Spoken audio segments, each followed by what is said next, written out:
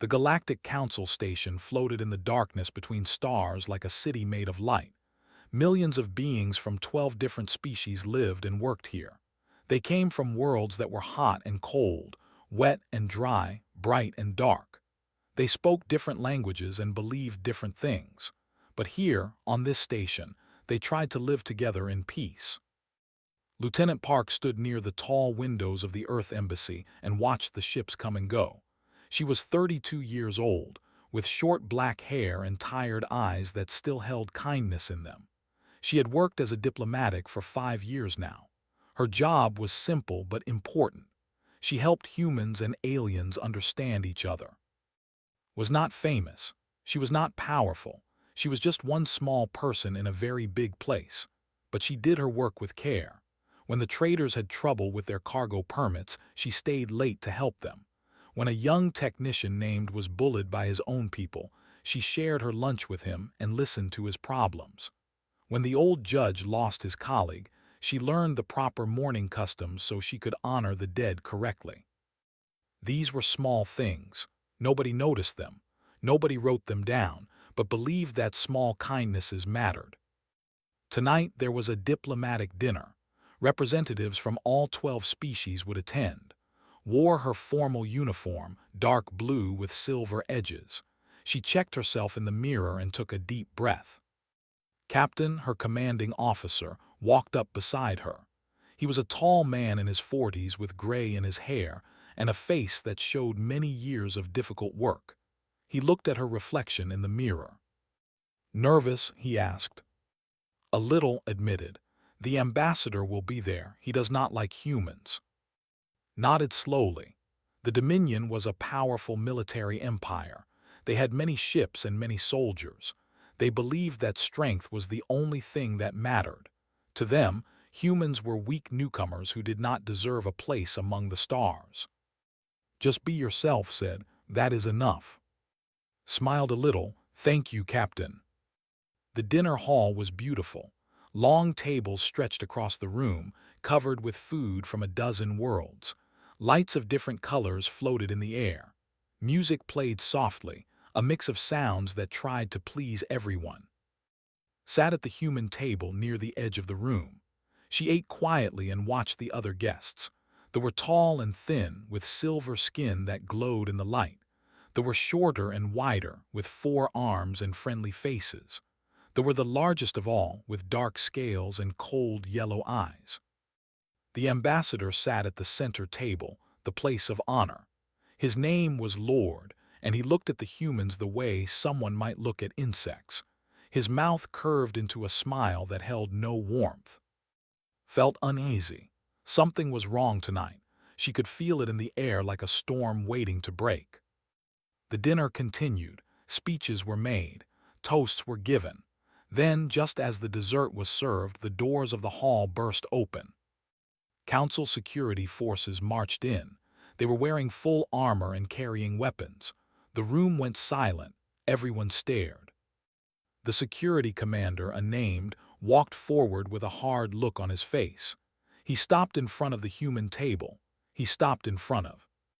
"Lieutenant Park," he said in a loud voice, "you are under arrest." His heart stopped. "What? There must be some mistake." "There is no mistake." Commander held up a data tablet. "You are charged with leaking classified military intelligence to enemies of the Council. The evidence is clear." The room erupted in whispers. Felt the eyes of every alien in the hall turn toward her. She saw shock on some faces. She saw disgust on others. And on the face of Lord, the ambassador, she saw something else. Satisfaction. "This is impossible," said. Her voice shook, but she stood straight. "I have done nothing wrong. I have served the Council with honor." "The evidence says otherwise." Commander showed her the tablet. There were communication records with her name on them.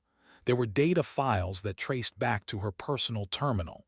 There was even a holographic recording that showed her meeting with hooded figures in a dark room. Stared at the images. They looked real. They looked completely real, but she knew they were lies. "This is not me," she said. "Someone has created false evidence. Someone is trying to destroy me." That is what all spies say. Commander gestured to his guards. Take her. Captain stood up quickly. Wait, she is a member of my staff. She has rights. She deserves a proper investigation. She will have a trial, said coldly, in 30 cycles. Until then, she will remain in detention.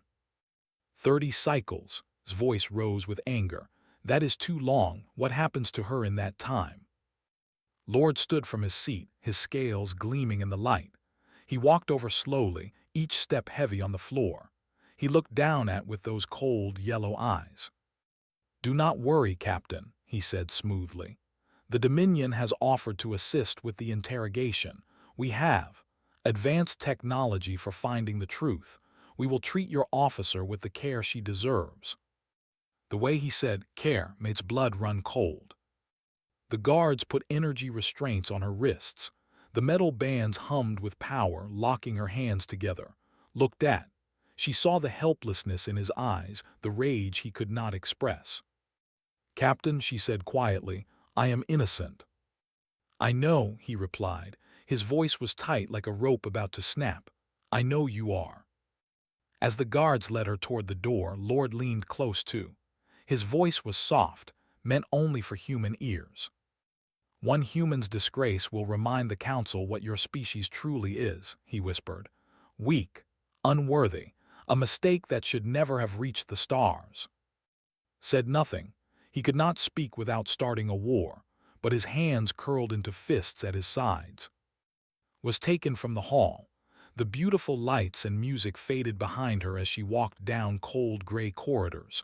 The guards did not speak. They did not look at her. To them, she was already guilty, already forgotten. The detention block was deep in the station, far from windows and light. The cell was small and empty, just 4 walls, a bed, and a door that locked with the sound of finality. Sat on the bed and stared at her hands. They were still shaking. She thought about her home, about Earth, about the beaches of where she grew up, the smell of salt in the air, the sound of waves against the shore. She thought about her mother's cooking, her grandmother's stories, the friends she had left behind when she joined the diplomatic service. She had come so far, she had worked so hard, and now everything was falling apart because of lies. But as she sat alone in that cold cell, made a decision. She did not know who had done this to her. She did not know why, but she knew one thing with perfect certainty. She would not confess to crimes she did not commit. She would not betray her people with lies. No matter what they did to her, no matter how much pain they caused, she would hold on. She was human, and humans did not abandon their loyalty. Far above in the Earth Embassy, Captain stood alone in his office. The party was over. The guests had gone home. Only silence remained. He looked at a picture on his desk. It showed his team, taken just a few months ago, was there smiling that small, kind smile of hers. They will not break her, he said to the empty room. His voice was soft but filled with iron. And I will not let them try. He did not know how yet. He did not know what he could do against an empire that wanted humanity to fall, but he would find a way. For Earth, for everything they had built. The war had begun, and it would be fought not with ships and weapons, but with something far more powerful. Loyalty. The detention block never saw sunlight. There was no day or night here, only the endless hum of machines and the cold white light that burned from the ceiling. Had been in her cell for 3 days, or maybe 4. She was already losing track of time. The door opened with a hiss. 2 guards entered first, their dark scales gleaming in the harsh light. Behind them came a figure that made his heart sink. Commander was tall, even for a. His scales were almost black, and a long scar ran down the left side of his face. His yellow eyes held no warmth, no mercy, nothing but cold purpose. He was the head of intelligence, and he had come personally to handle her interrogation. Lieutenant Park, he said. His voice was deep and rough like stones grinding together. I have read your file. You are nobody, a small person doing small work. Why would the Dominion care about someone like you? stood up from her bed. Her legs were weak, but she forced herself to stand straight. I was wondering the same thing. Smiled. It was not a pleasant sight. You are a tool, nothing more. Your disgrace will prove that humans cannot be trusted. Your confession will show the council that Earth sent you here to spy, to steal, to betray. I have nothing to confess. We shall see, gestured to the guards, bring her. They took her to a room deeper in the detention block. The walls were metal. The floor was cold. In the center sat a chair with straps for the arms and legs, and above it hung a device that looked like a crown made of wires and lights. Knew what it was, a neural probe. It could reach into the mind and pull out thoughts, memories, feelings. In the wrong hands, it could also cause terrible pain. The guards forced her into the chair and locked the straps around her wrists and ankles, placed the neural crown on her head. The metal was ice cold against her skin. This device will show us the truth, said, but I want you to understand something first. We do not need the truth. We already have all the evidence we need to destroy you. What we want is your confession, your words, your surrender. Why? Asked. If you already have evidence, why do you need me to confess? Leaned close. His breath was hot and smelled of something rotten. Because a confession is more powerful than evidence. When you stand before the council and admit your crimes, every species will see that humans are liars and traitors.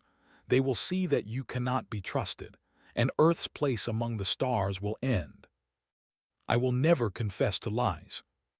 Everyone breaks eventually, stepped back and nodded to a technician. Begin. The first wave hit like lightning. Pain exploded through her skull, white hot and blinding. She screamed before she could stop herself.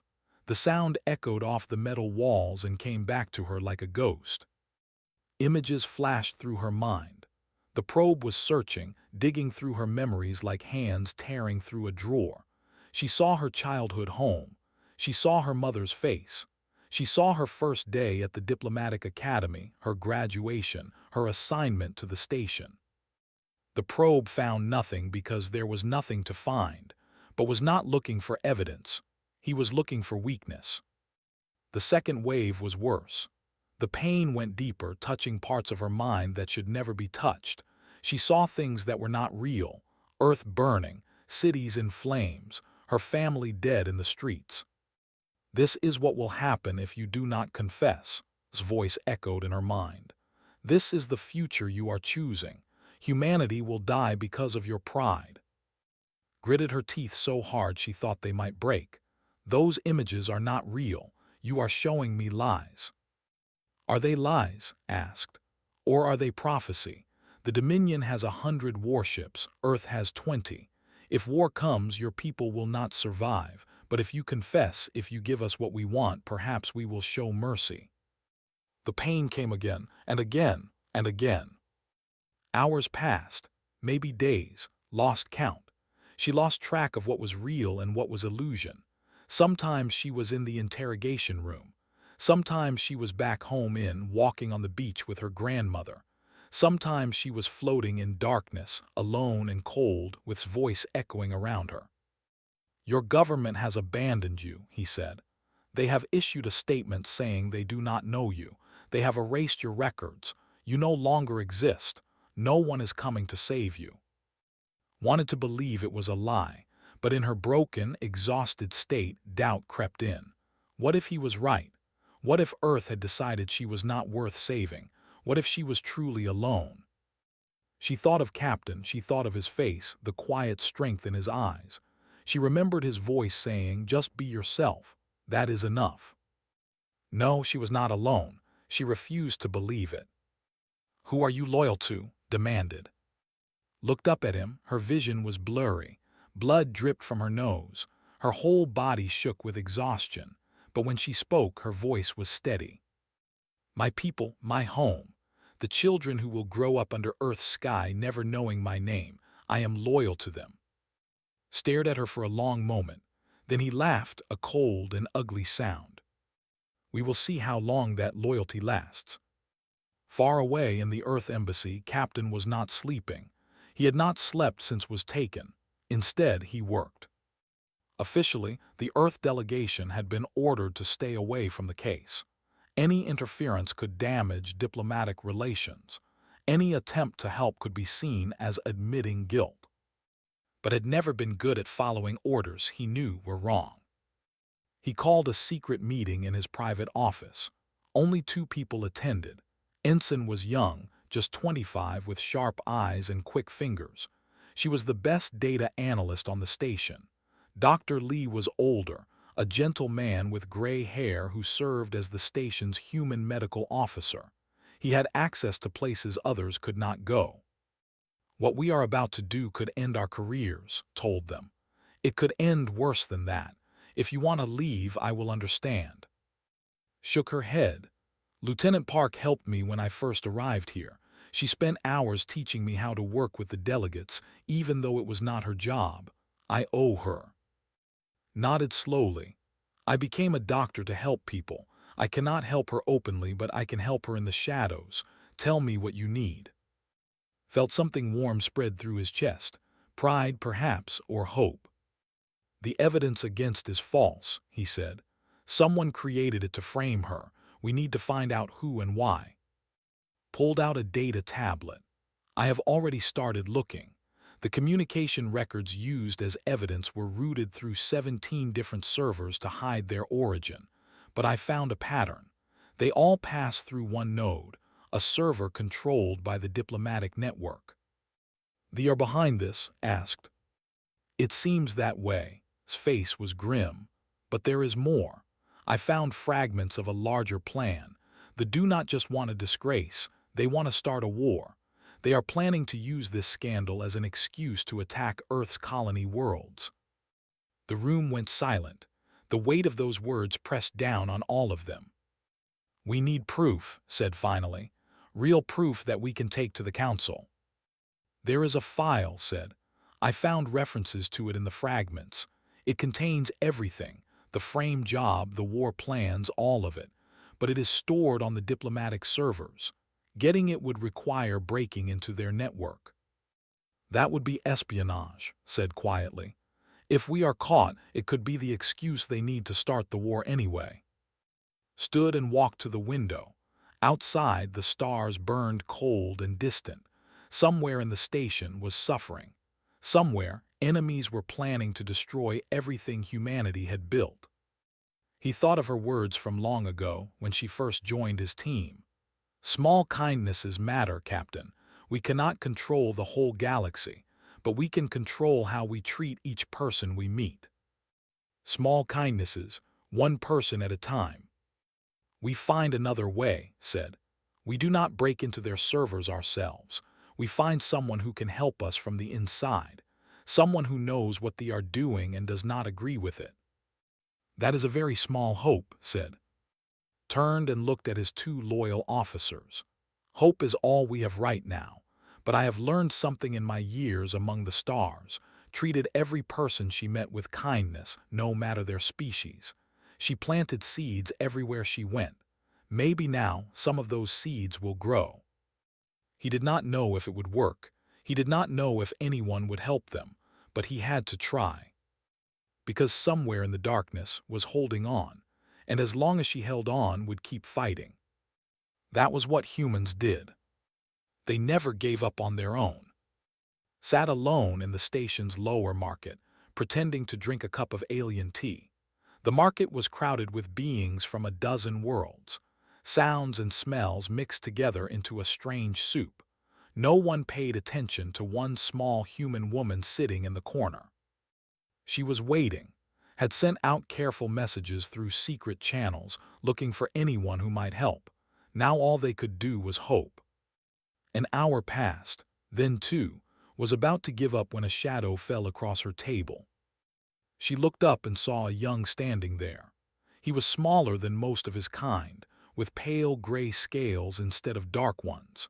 His yellow eyes darted around nervously, as if he expected to be caught at any moment. "You are the human," he said quietly, "the one asking questions." His heart beat faster, but she kept her face calm. "I might be. Who are you?" My name is. The young sat down across from her, moving quickly like a scared animal. I work in the technical department of the embassy, data systems, communications. Remembered the name. Had mentioned him once.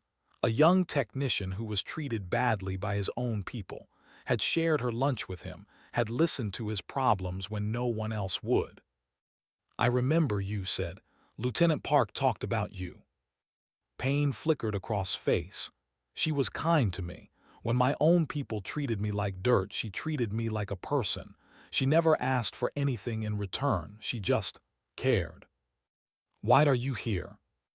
The young took a deep breath. His hands were shaking slightly. What he was about to do could get him killed. They both knew it. Because she does not deserve what they are doing to her. Pulled a small data chip from his pocket and slid it across the table. These are access codes for the diplomatic network. They will get you past the outer security. The file you need is deeper inside, but this will help you get there. Stared at the chip. Such a small thing, it looked like nothing, but it could change everything. Why are you helping us? She asked. You could be executed for this. Looked down at his hands. When I was young, I believed what my people told me. That strength was all that mattered. That kindness was weakness. That other species were beneath us. He shook his head slowly. Then I met Lieutenant Park. She showed me a different way. She showed me that you can be strong and kind at the same time, that helping others does not make you weak. It makes you more. He looked up with tears in his yellow eyes. I cannot save her myself, but I can help you save her. And maybe, in some small way, I can repay the debt I owe her. Took the chip and held it tightly. Thank you, I will not forget this. The young stood to leave, but before he went, he paused and said one more thing. You humans have a strange power. You make people want to be better. I do not understand it, but I feel it. Then he was gone, disappearing into the crowd like smoke. The next day, another ally appeared. Dr. Lee was walking through the medical wing when a traitor stepped in front of him. That was short and round, with 4 thick arms and a face covered in brown fur. His name was Kel, and recognized him from station records. You are the human doctor, Kel said. His voice was deep and rumbling. The one who works with Captain. Nodded carefully. I am. Can I help you? No, Kel shook his furry head, but I can help you. He explained his story. 2 years ago, his cargo ship had been attacked by pirates in neutral space. He had sent out distress calls, but no one responded. His crew was dying. His cargo was lost. He had accepted that this was the end. Then a small human shuttle had appeared. Lieutenant Park, on her way back from a diplomatic mission, had picked up his signal. She spent 6 hours negotiating with the pirates, offering them safe passage and legal cargo contracts in exchange for letting Kel's ship go free. It had worked. The pirates had left. Kel and his crew had survived. She saved my life, Kel said simply. She did not have to. She gained nothing from it, but she did it anyway because it was right. He pressed a small device into his hands. This is a personal transport beacon. It links to my ship, the Star Wind. If you need to move secretly, if you need to escape quickly, use this. I will come. Looked at the device. This is dangerous for you, if they find out you helped us. They are bullies, Kel growled. They think they can do whatever they want because they have power, but power is not everything. Humans taught me that. Now I teach them back. The third ally was the most surprising of all. Elder was the judge who had ordered arrest. He was old, ancient by human standards, with silver skin that had turned almost white with age. He walked slowly and spoke carefully, as one who had seen too much to be surprised by anything. But when Captain received a private message asking him to meet in the judicial gardens, he was still shocked to see waiting for him. You arrested my officer, said coldly. You put her in chains. I did my duty, replied. His voice was tired like dry leaves rustling. The evidence was presented. The law was clear. I had no choice. There is always a choice. Was silent for a long moment. Then he spoke again, and his voice was different now, softer, sadder. 3 years ago, my colleague died, Magistrate Tao. We had worked together for 50 years. He was my closest friend. The old looked up at the artificial stars above the garden. Humans and have different customs for mourning, very different. Most humans do not bother to learn. Why would they? We are strange to them. Our ways are strange. He turned to face. But your Lieutenant Park spent 3 weeks learning our customs. She studied our language, our prayers, our rituals. And when Tao's memorial service came, she attended. She spoke the words of passing in perfect. She honored my friend as if he were her own blood. Felt something shift inside him. I did not know that. She did not tell anyone. She did not seek praise or reward. She did it because she believed it was right. Reached into his robes and pulled out a data crystal. I have requested that the interrogation records be reviewed by a neutral party. I have also arranged for certain oversights in the security logs around the embassy. You may find it easier to do what you need to do. Took the crystal slowly. Why are you helping us? You are a judge. You are supposed to be neutral. Smiled sadly. I have lived a long time, Captain. I have seen empires rise and fall. I have seen species destroy themselves with war and hatred. And I have learned one thing. The universe does not care about power or strength or conquest. It cares about how we treat each other. Your Lieutenant Park understands that better than most beings I have met in 300 years. He began to walk away, then stopped. Save her, Captain, not for humanity, not for politics, but because she deserves to be saved. The galaxy needs more people like her. And with that, the old judge was gone. That night, gathered in the captain's office. On the table before them lay the access codes from, the transport beacon from Kel, and the data crystal from. It is not enough, said. We still need to get the actual file from the servers. Even with codes, it will be dangerous. I will do it, said.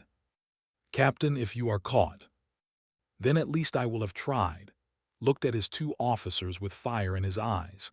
Is suffering right now, alone in the dark, because she believed in kindness, because she treated every person she met with respect and compassion. And now look what has happened. A technician, a trader, a judge, all of them helping us, all of them because of her. He picked up the access codes and held them tight. She built something without even knowing it, a network, not of spies or soldiers, but of people who remembered her kindness. Now we use that network to save her. Nodded slowly. When do we move? Tonight, said. We have waited long enough. But as they prepared to act, alarms suddenly rang through the station. Checked her tablet and her face went pale. Captain, she whispered, they are accelerating the interrogation. Commander has requested emergency authorization to use maximum probe intensity. Maximum intensity, his voice was horrified. That could kill her or destroy her mind. Felt ice spread through his chest. They were out of time. Change of plans, he said grimly. We do not just get the file, we get out tonight. The mission had just become much more dangerous, but failure was not an option. Not anymore. Commander was losing patience. It had been 12 days and the human woman still would not break. He had used every technique he knew. Pain, fear, lies, isolation, nothing worked. She should have been destroyed by now. Her mind should have shattered like glass. Instead, she sat in that interrogation chair day after day, bleeding and broken but somehow still whole, still refusing, still holding on to something he could not understand. It made him angry. It made him afraid. Increase the probe intensity to maximum, he ordered his technician. The technician hesitated. Commander, maximum intensity is dangerous. It could cause permanent damage. It could kill her. I do not care. His voice was cold as ice. We have run out of time. The council is starting to ask questions. Our allies are getting nervous. We need her confession now or we need her gone. He looked at through the observation window.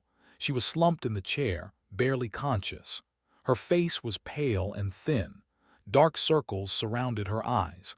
Blood had dried on her lips from where she had bitten them to keep from screaming. But even now, even after everything, there was something in her eyes. A light that refused to die, hated that light. "Begin the final session," he said.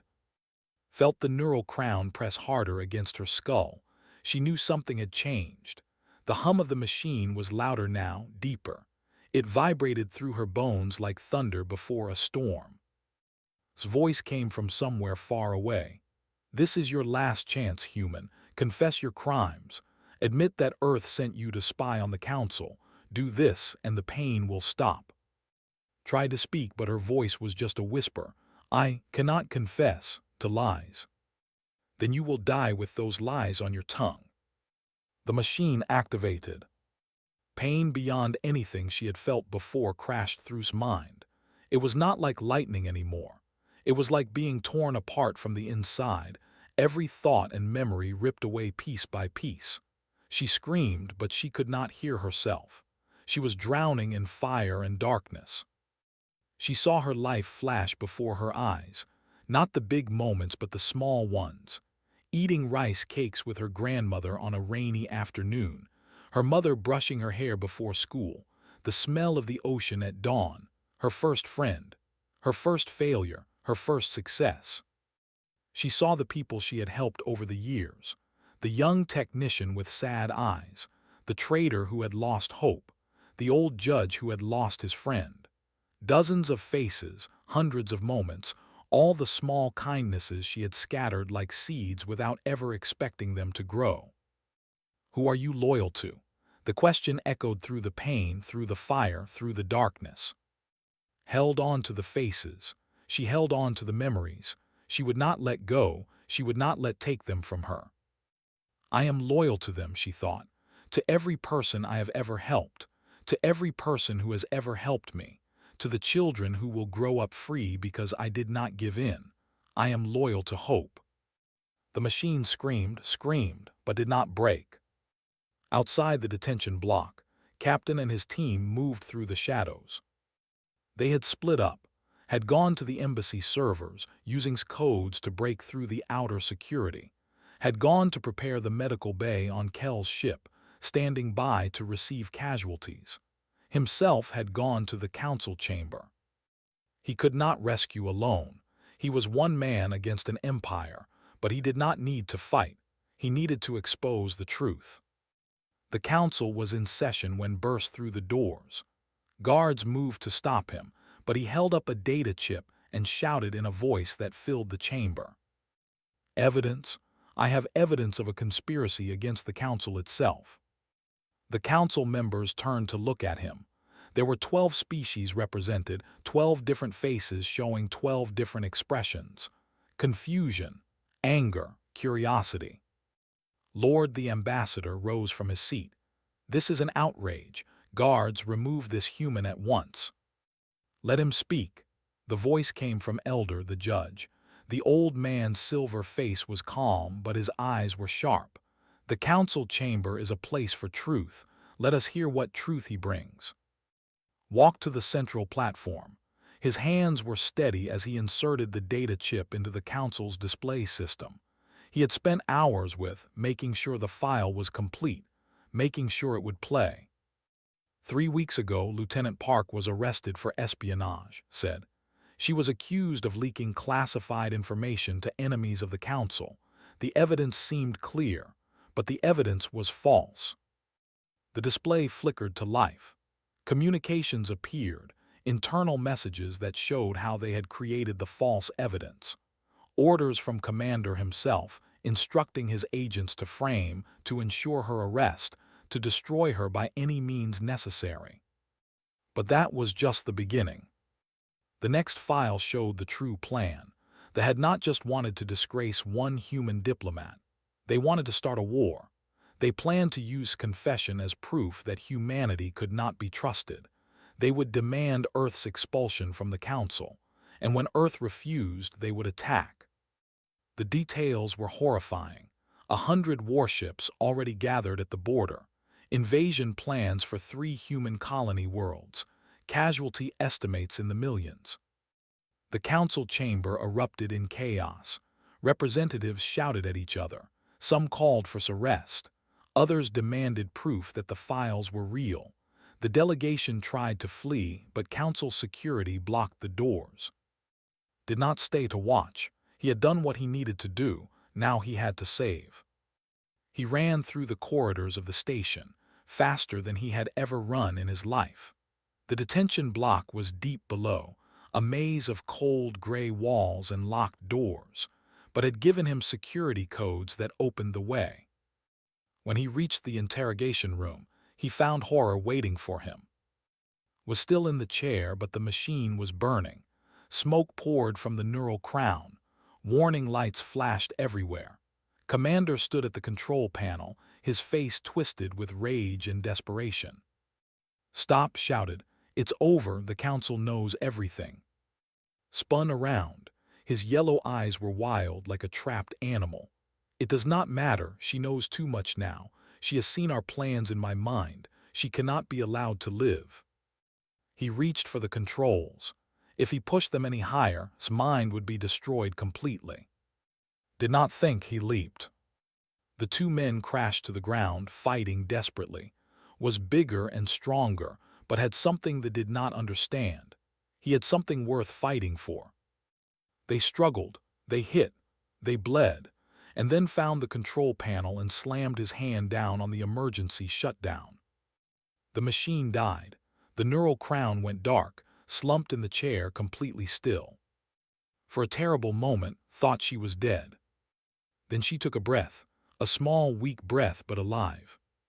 Tried to rise, but council security flooded into the room. They grabbed him, locked him in restraints, dragged him away. He screamed curses and threats, but no one listened. Appeared at side, medical equipment in hand. Together, they freed from the chair and lowered her gently to the ground. Her eyes flickered open. They were unfocused, damaged, but still there, still holding that light that had tried so hard to destroy. "Captain," she whispered. Her voice was barely a sound. Took her hand. Tears streamed down his face, but he did not care who saw. You held on, and you brought us together." Smiled weakly. "I knew you would come." "How?" asked. "How did you know?" "Because," she closed her eyes, exhausted beyond words, "because that is what humans do. We do not abandon our own." Worked quickly, stabilizing her vital signs. The damage was severe. Recovery would take months. Some memories might never return. Some scars would never heal. But she was alive, she was free. And that was enough. Far above in the council chamber, the truth continued to spread. Representatives watched in horror as the full scope of the conspiracy was revealed. Some wept, some raged, some sat in stunned silence. But one thing was clear to all of them. The humans had not lied. The humans had not betrayed. The humans had risked everything to save one of their own, and in doing so, they had saved the entire council from a war built on deception. Lord was led away in chains, his empire crumbling around him. Commander would face trial for war crimes. The Dominion itself would be investigated, sanctioned, perhaps even dismantled. And through it all, one name echoed in every corridor and every chamber of the station. Park, the woman who would not break. 6 months had passed since the night of the rescue. 6 months of healing, of change, of a galaxy slowly waking up to a new truth. The Dominion was no longer what it used to be. When the truth about their conspiracy spread to their own citizens, anger erupted across 100 worlds. Lord and Commander stood trial at the Galactic Court. They were found guilty of attempted genocide, conspiracy to start war, torture, and dozens of other crimes. They would spend the rest of their lives in a prison station at the edge of known space. But more importantly, the people themselves began to change. Young looked at the technician who had helped save and saw a new kind of hero. Not one who conquered with strength, but one who risked everything to do what was right. The old ways of the Dominion were questioned. New voices rose, speaking of peace, of cooperation, of a different path. Change was slow, it would take generations, but it had begun. On the Galactic Council station, other changes were happening too. Representatives from species who had once dismissed humans as unimportant now looked at them differently. Not with fear as they looked at not with envy as they looked at the wealthier empires, but with something else, something new. Respect. Elder, the ancient judge, addressed the full council on the day of humanity's vote for full membership. His silver skin glowed in the chamber lights, and his voice, though old and thin, carried to every corner of the room. I have lived for 300 years, he said. I have watched species rise and fall. I have seen empires built on conquest crumble to dust. I have seen alliances of convenience shatter at the first sign of trouble, and I have learned that power alone does not make a people great. He paused and looked at the human delegation. Captain sat in the front row, his face calm but his eyes bright with emotion. Beside him sat the loyal friends who had risked everything. What makes a people great, continued, is how they treat others, how they behave when no one is watching, how they respond when one of their own is in danger. He pointed to the human delegation. These people did not abandon Lieutenant Park when it would have been easy to do so. They did not sacrifice her to save their political position. They fought for her, risked their lives for her because she was one of them. And in doing so, they showed us what they truly are. The old judge's voice grew stronger. They are not the strongest species in this galaxy. They are not the oldest but they have something that many of us have forgotten. They have loyalty. They have compassion. They have the courage to do what is right, even when it is hard. He turned to face the full council. I vote to grant humanity full membership, not because of what they can give us, but because of what they can teach us. The vote was not even close. 11 species voted yes. Only one abstained, and that was only because their representative was still in shock. Humanity was now a full member of the Galactic Council. But the true celebration was happening somewhere else. In the gardens of the Earth Embassy, Park sat on a bench and watched the artificial stars twinkle overhead. She wore simple civilian clothes now, not her formal uniform. The uniform reminded her too much of chains and cold metal rooms. She looked different than she had before, thinner, paler. There were scars on her mind that would never fully heal. Sometimes she woke up screaming, trapped in nightmares of pain and fire.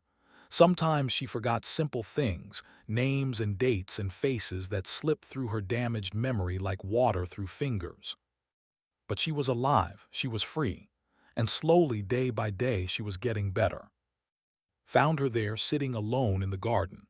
The young analyst sat down beside her, not saying anything at first, just being present. Sometimes that was enough. "They are naming a trade route after you," said finally. "The Park Passage. It runs from there to the council station. They say every ship that uses it will remember the human who saved one of their own." Laughed softly. It was a strange feeling, laughing. She had almost forgotten how. That seems a bit much for sharing some lunch and negotiating with some pirates. It was not just lunch, said. It was kindness when kindness was rare. It was seeing someone as a person when everyone else saw them as a problem. She paused. "They want to commission a statue of you for their memorial gardens. They say you honored their dead better than most of their own people do." I just learned a few words of their language. "You did more than that.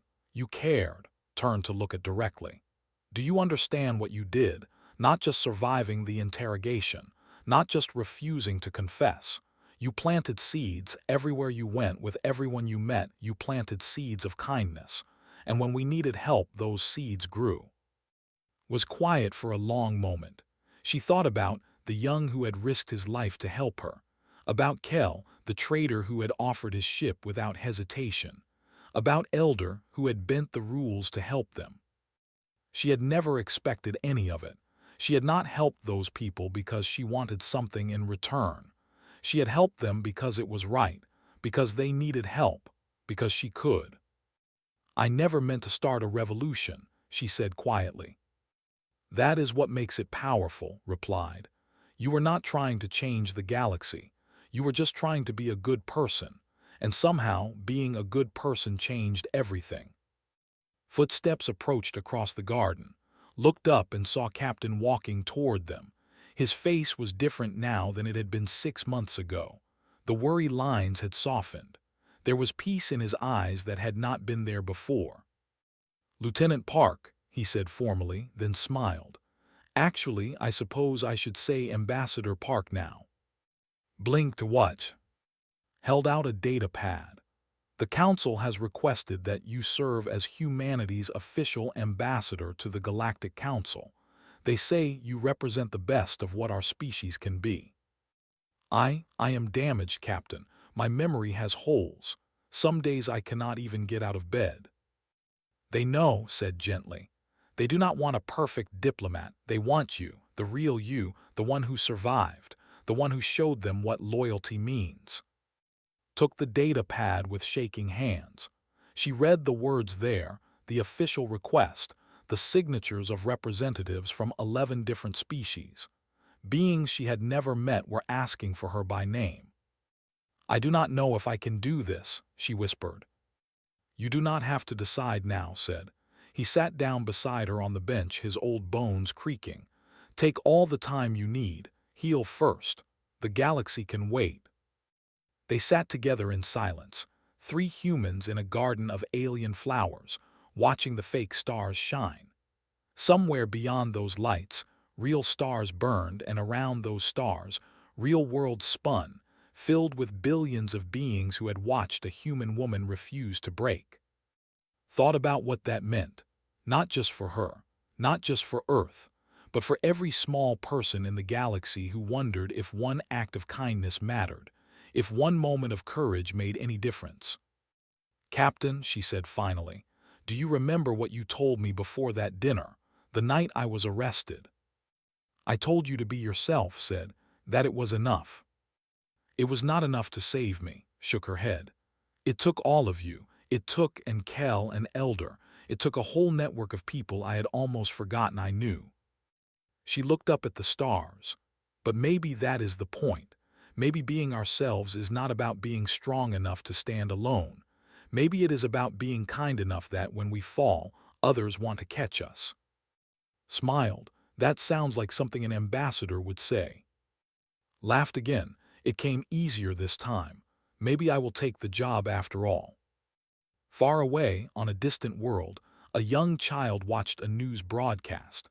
The images showed humans celebrating, showed the council voting, showed a thin woman with tired eyes accepting a medal from Elder himself. The child turned to his parent and asked, "What is loyalty?" His parent, a veteran who had spent years believing humans were weak and worthless, paused for a long moment. He thought about what he had seen. He thought about what it meant. It is what the humans have, he said finally, and perhaps what we must learn. The child nodded and turned back to the screen. The human woman was smiling now, standing between her friends, looking out at a galaxy that had tried to break her and failed. Humanity had not conquered the stars with weapons or wealth. They had not forced their way into the council through threats or manipulation. They had risen with something far more powerful. Loyalty to each other, kindness to strangers, and the stubborn, unbreakable refusal to abandon their own. In the end, that was enough. That was more than enough. That was everything.